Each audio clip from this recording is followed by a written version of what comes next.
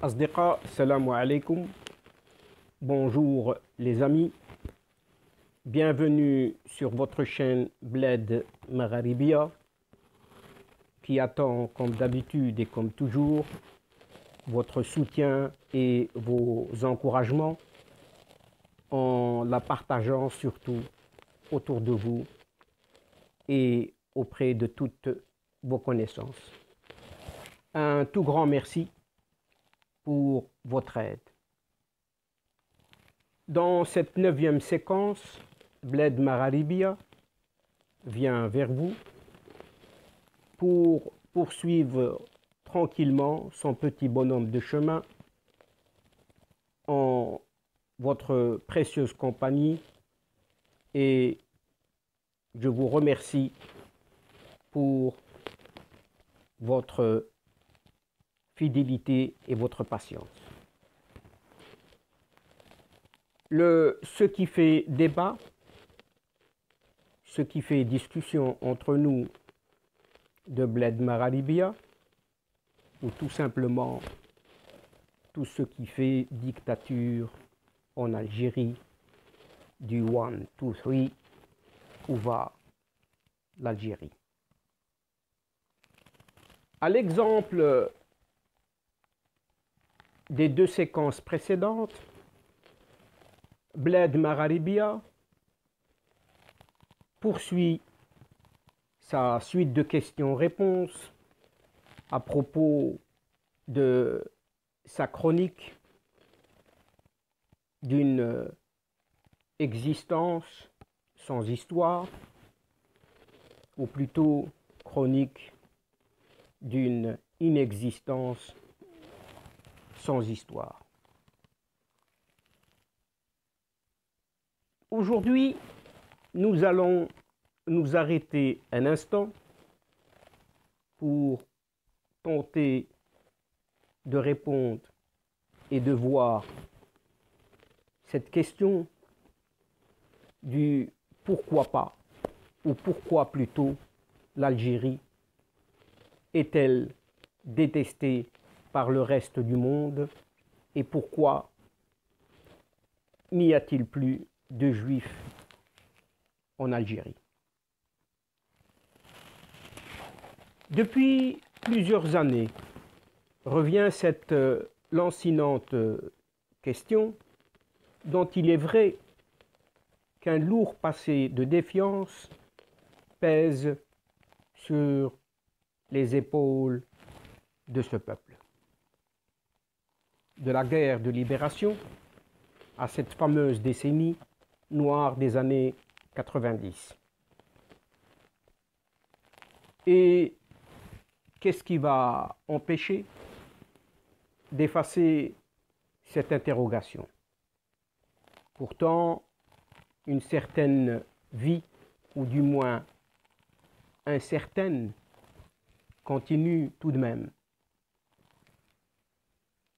Et sans illusion sur un avenir meilleur ou pire, tout en se questionnant si cette Algérie est-elle réellement aimée d'elle-même.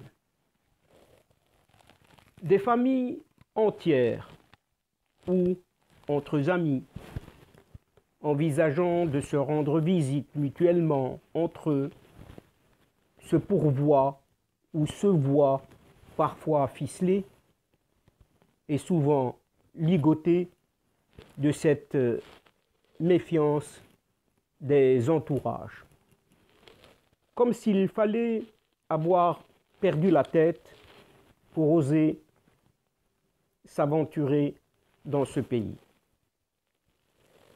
Les difficultés d'obtention des visas y sont évidemment pour quelque chose. Mais ce n'est pas la seule raison, puisqu'il n'y a dans ce pays ni âme, ni vocation de martyr, dont tant de signes quotidiens renvoient au malheureux bonheur de vivre au sein de ce peuple. Ce peuple fût-il mal aimé alors qu'il continue de vivre grâce à tant de souffre-douleur. Cela ne veut pas dire que tout se passe sans histoire. Alors même si cette Algérie était si mal aimée des autres et d'elle-même, ne serait-ce pas l'ultime raison de l'aimer et de la faire aimer tout de même.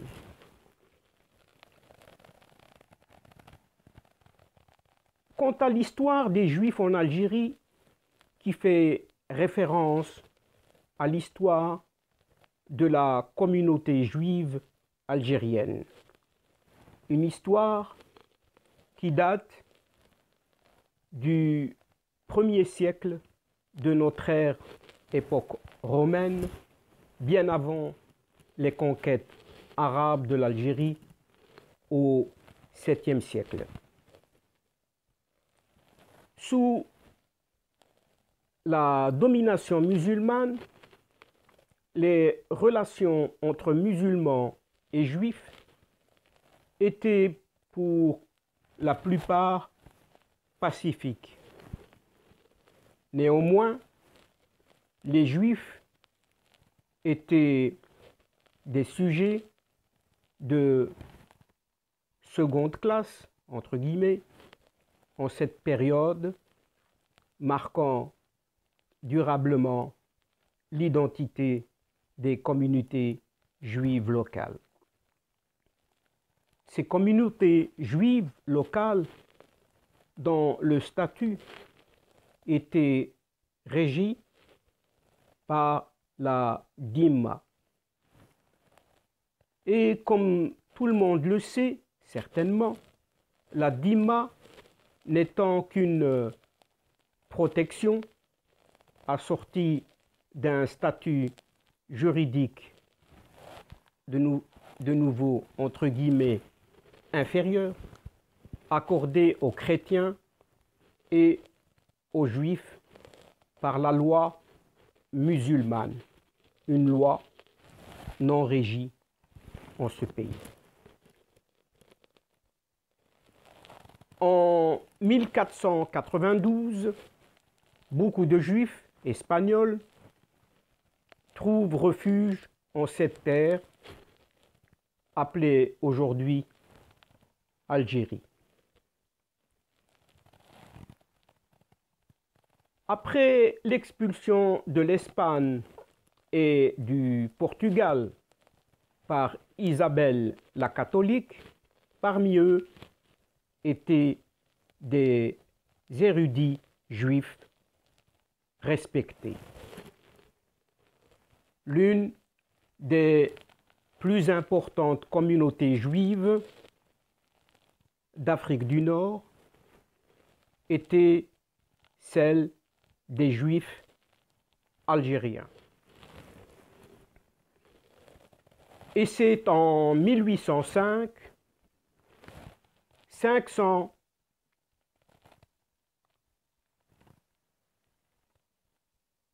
d'entre eux sont tués dans le massacre dit du Samedi Noir et dont le consul de France de l'époque en sauve alors la vie de 200 ressortissants en les abritant dans son consulat.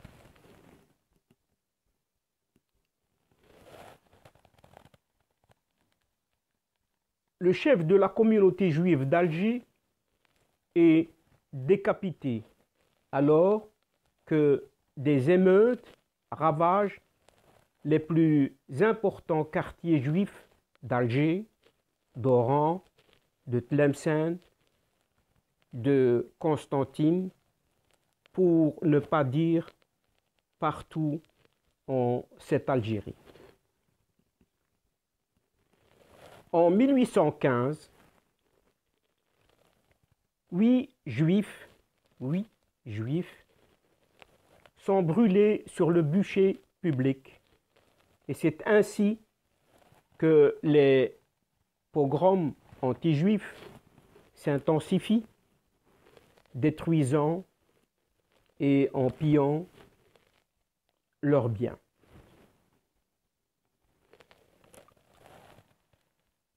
Donc en 1830, la France conquiert l'Algérie contre la violence dite musulmane, anti-juif, obligeant les juifs algériens d'accepter la citoyenneté française.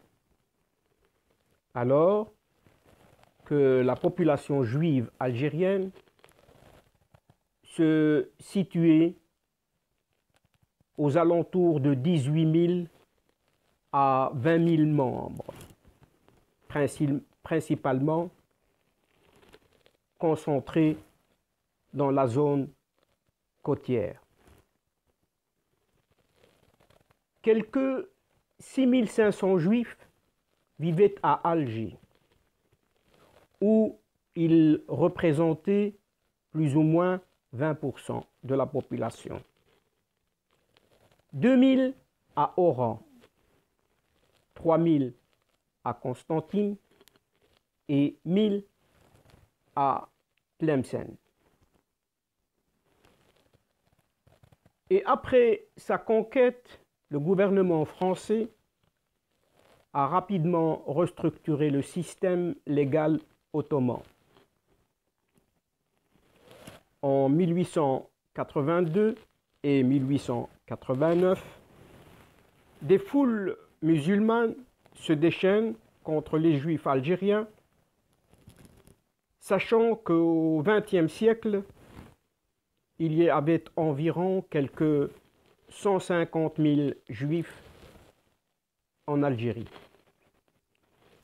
En 1934, un groupe de musulmans algériens, incités fort probablement par la propagande nazie, déclenche des émeutes et tue 25 juifs. Et en 1962, l'Algérie devient indépendante et en 1965, l'Algérie impose de lourdes taxes sur des biens juifs. Ainsi, le gouvernement marginalise les juifs avec plus de lois dites discriminatoires et la Cour suprême d'Algérie annonce que les juifs ne seraient pas protégés par la loi en appliquant un boycott contre les entreprises leur appartenant. Pendant et après la guerre des 6 jours en 1967, la presse algérienne lance des attaques virulentes contre Israël et les juifs algériens. Et c'est durant cette période que toutes les synagogues et autres patrimoines appartenant aux Juifs ont été confisqués et transformés en mosquées, à l'exception d'une seule synagogue. Un contingent de 6 000 soldats algériens a été mobilisé pour rejoindre la coalition arabe contre Israël à cette époque. Donc, ne se sentant pas en sécurité, les 150 000 juifs algériens ont fui le pays et la plupart s'en est allés en France, et certains en Israël.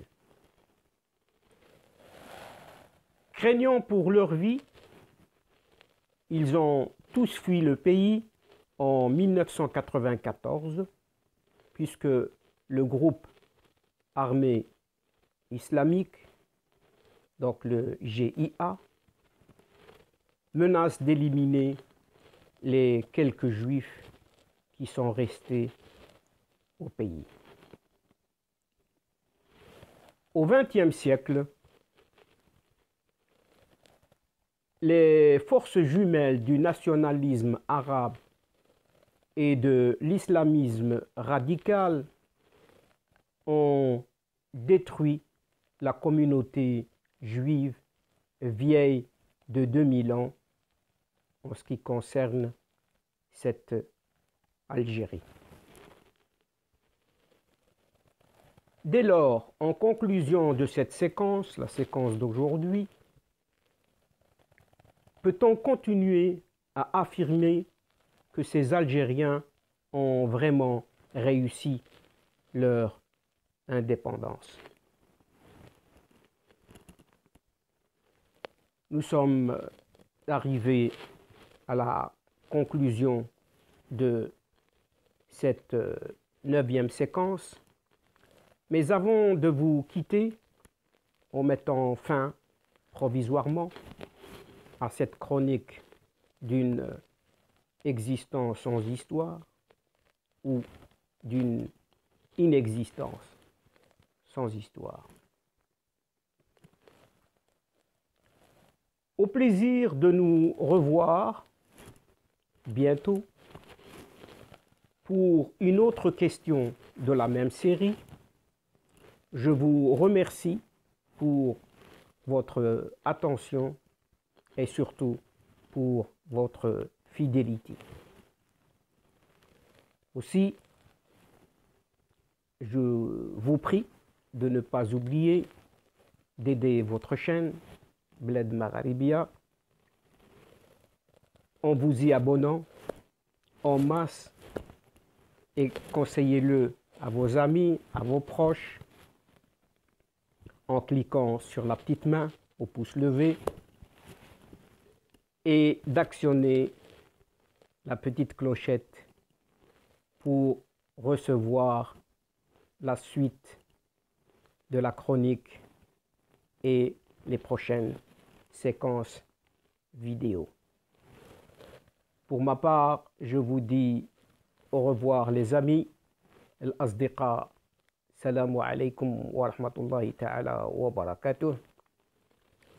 À la prochaine fois et à bientôt. إلى اللقاء في حصة أخرى إن شاء الله. À bientôt. مع السلامة.